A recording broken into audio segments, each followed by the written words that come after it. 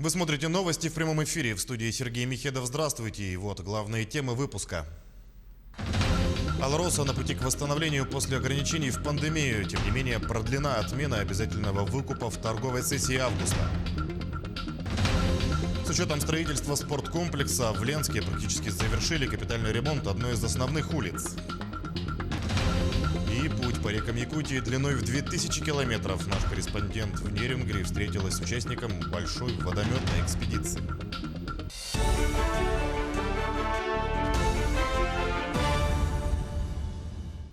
Ситуация с коронавирусом в Якутии продолжает оставаться напряженной. За минувшие сутки в республике зарегистрировали 48 новых случаев. Об этом сообщила заместитель руководителя регионального оперштаба Ольга Балабкина сегодня. Так, 21 заболевший в Якутске, в Мирнинском районе 4 случая, в Верхневилюйском районе 3. По 2 заболевших выявили в Алданском, Горном, Нерюнгринском, Нюрбинском, Тампонском, Хангаласском и Чорапчинском районах. По одному новому случаю в Верхоянском, Вилюйском, Татинском, Оленёкском, Алекминском и Устьянском районах. Все ближайшие контакты выявлены и изолированы.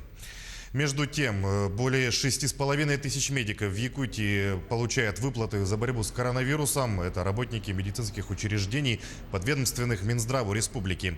Среди них примерно 1700 врачей, около 3000 специалистов среднего звена, а также 1300 младших медработников, отмечают в пресс-службе ведомства. Напомним, всего предусмотрено 3 вида выплат, 2 из которых федеральные. Для врачей доплата 80 тысяч рублей в месяц, для среднего медперсонала 50 тысяч, а для младших медработников 25 тысяч рублей.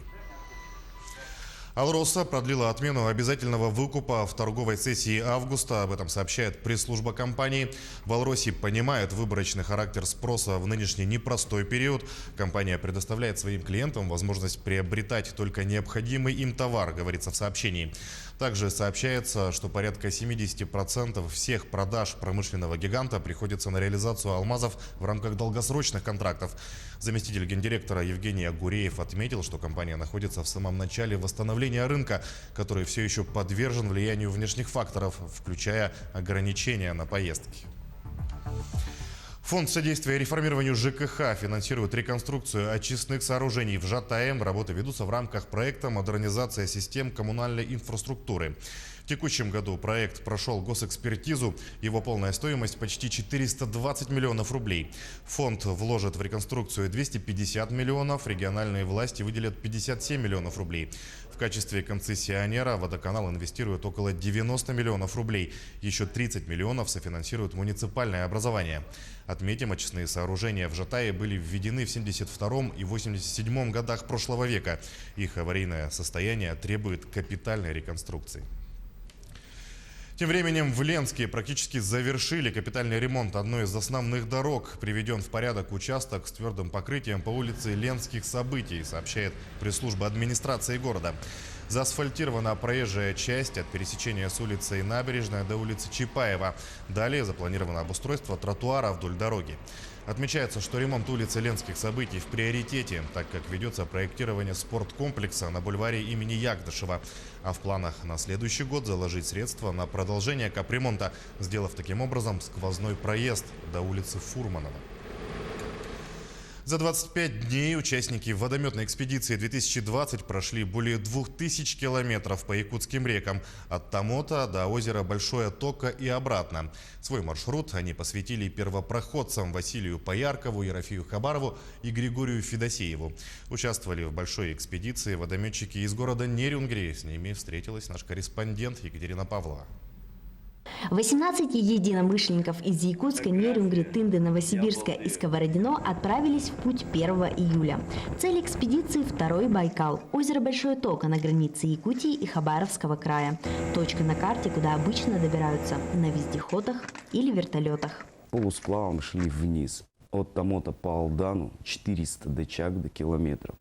С Чагды по Учуру 300 мы поднимались километров до Ганама. По Ганаму мы зашли в реку Алгама.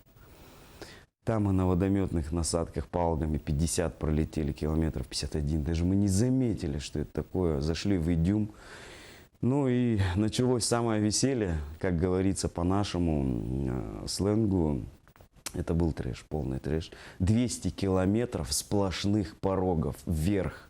Выходу на маршрут предшествовал год его изучения и подготовки. Отправились на специальных лодках из ПВХ, предназначенных для прохождения мелких горных рек. Каждая из 9 лодок стартовала более чем с тонной груза. Все топливо участники везли с собой. Легкие, но крепкие, лодки отлично показали себя. За 25 дней ни одна не вышла из строя.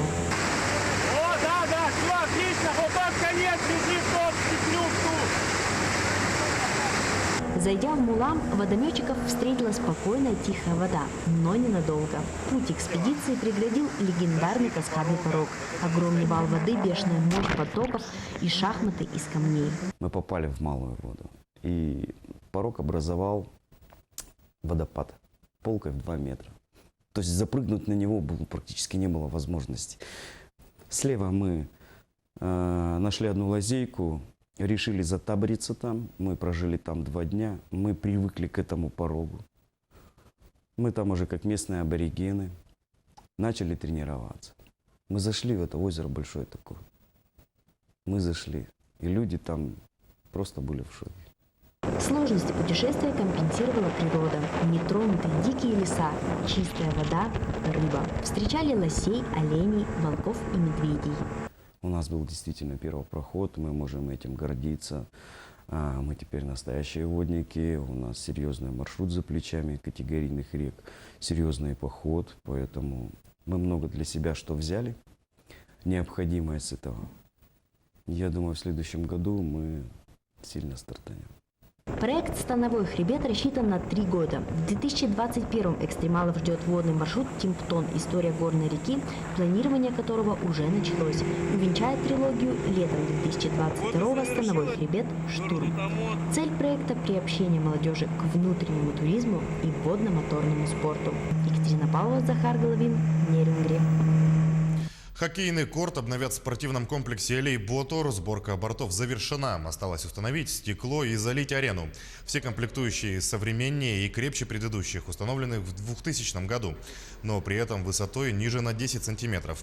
Последние годы сезон катания открывали в первых числах августа. Из-за обновления оборудования начало запланировано на сентябрь. Также куплена новая заливочная машина для льда. В этот раз она российского производства, прежняя была канадского.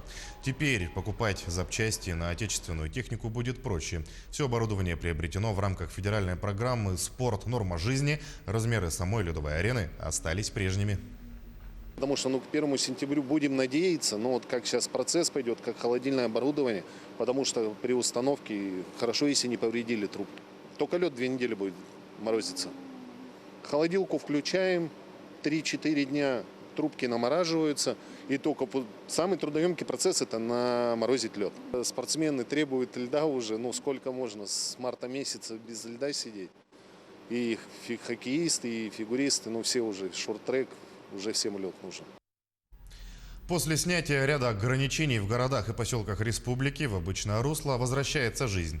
На стадионе школы номер 4 поселка Нижний Куранах появилась детвора, которая соскучилась по подвижным играм на свежем воздухе. Об открытии некоторых спортобъектов в Алданском районе. Материал Руслана Павлова. Лето близится к завершению, а на открытых спортивных площадках возрождается жизнь. Пришкольный стадион в поселке Нижний Куранах пустовал в период жестких ограничений, связанных с пандемией, но теперь все громче здесь звучат голоса местной детворы. Спортивный стадион стал культовым местом, который поспособствовал пропаганде здорового образа жизни и привлечение более большой аудитории различных возрастных категорий к занятию физической культурой и спортом. Летний пришкольный стадион был реконструирован и переоборудован в прошлом году силами золотодобывающей компании «Полюс Алдан». Градообразующее предприятие не жалеет средств на спортивно-оздоровительные объекты и активно пропагандирует здоровый образ жизни. Была реконструирована спортивная площадка на территории школы номер 4 в поселке Нижний Куранах, которая обошлась компании порядка 9 миллионов рублей и была передана по благотворительности 4-й школе поселка Нижний Куранах. В настоящий момент, после снятия определенных карантинных мер, данная площадка пользуется большим спросом у жителей поселка Нижний Куранах. Кроме того, на содержании у Полюс Алдан находится спортивно-оздоровительный комплекс с 2 бассейнами, который пользуется популярностью не только у куранахцев. Поплавать в бассейн приезжают те, кто просто любит водные процедуры, а в секциях по плаванию занимаются спортсмены из Алдана и других населенных пунктов района. И в целом содержание ежегодно спортивно-оздоровительного комплекса обходится компании 25-30 миллионов рублей. Спортивно-оздоровительный комплекс могут посещать бесплатно все жители поселка Нижний Куранах. В связи с ограничительными мероприятиями по коронавирусу спорткомплекс и бассейн пока пустуют, а на открытом воздухе детвора с удовольствием играет в футбол. Руслан Павлов, Сергей Шипачев, поселок Нижний Куранах. На Кузбассе в экокомплексе Танай, где помимо туристических услуг оказывают помощь попавшим в трудную ситуацию диким животным, выхаживают маленькую лосиху с символичным именем Виктория. Животное нашли 2,5 месяца назад в одной из деревень на приусадебном участке, когда лосихе было всего 4 дня. Такие находки – большая редкость, ведь взрослые лоси практически никогда не оставляют свое потомство в одиночестве, да еще и вблизи населенного пункта. Нашедший лосиху местный житель обратился в департамент по охране объектов животного мира, а уже руководство департамента связалось с экокомплексом, где есть парк дикой природы, в котором помогают таким животным. Сейчас Виктория живет в вольере с 5 козами и осваивается. Управляющая гостиничным комплексом санатория Танай Ольга Морозова принимает активное участие в заботе о животном и считает лосиху своим ребенком.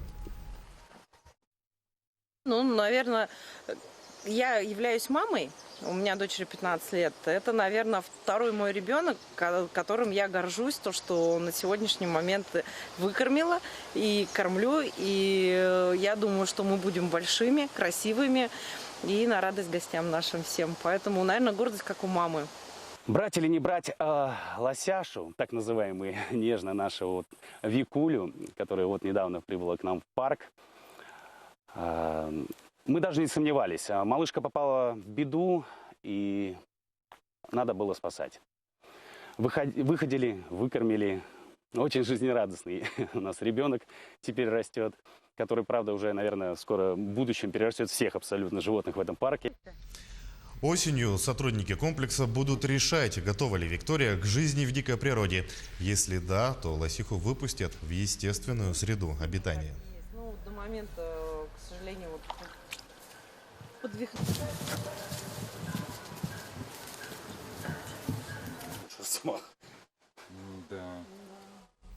На этом наш выпуск подошел к концу. Оставайтесь с нами.